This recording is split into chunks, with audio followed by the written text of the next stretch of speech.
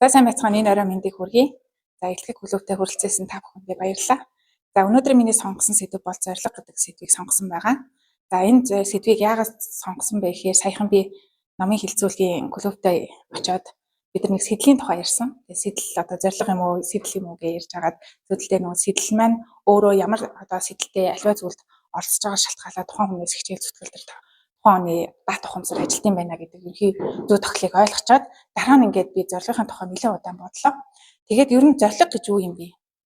Тэг хүмүүс ингээд одоо интернетээр дөрөв би ингээд судалгаа хийлээ л дээ. Тэгсэн чинь зорилго гэхээсээ илүү зорилгоо хэрхэн тодорхойлох вэ гэдэг сэдвүүд их байна. Тэг ингээд харахаар зорилготой хүн байна уу гэдэг бас нэг ойлголт байгаа байхгүй.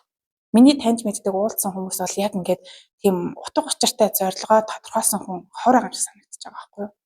Яг уу нийгмийн нэг шахалт юм уу, нийгмийн хүмүүсийн хийж байгаа зорилгод байна л та.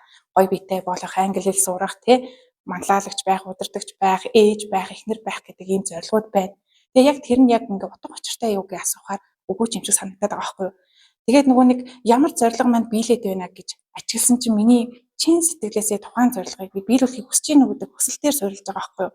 Хүмүүс нөгөө би ингээ өөртөө итгэлийн тухай ярихад гэж байгаа байхгүй юу. Ягаа өөртөө итгэлгүй байгаа юм бэ гэхээр яг тухайн зүйлийг яг чин сэтгэлээс авахыг хүсээгүй л байгаа байхгүй юу. Яг хүч гарахгүй. Тэр нөө залхуун хүн гэж байхгүй яг тухайн зүйлийг хий гэсэн хүсэл байхгүй байна л гэж ярьдагтай адилхан. Тэгэхээр тухайн зорилгыг яг ингээд өөрийн чинь яг утга учиртай зорилго гэдгийг олох нь аюул чухал юм байна. За тэгвэл ухраа хэдүүлээ энэ дэлхий дээр ингээд хүн болоод төрчлөө. Тэгсэн чинь хүний яг жинхэнэ одоо өгөгдөл нь юу юм бэ?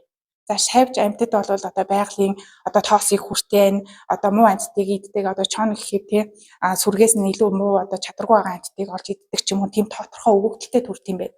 Тэгсэн чинь хүний өөрийнх нь өгөгдөл болохоор бүтээгчийн орон зайд төрсөн гинэ.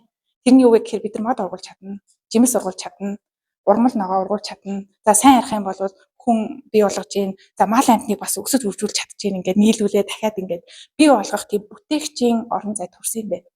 Тэнгууд бид нар яагаад ийм утга учиргүй юм шиг ийм гацсан юм шиг хэцүү мэдрэмж авдаг вэ гэхээр тэр бүтээлээ хийж чадахгүй байгаа юм байна.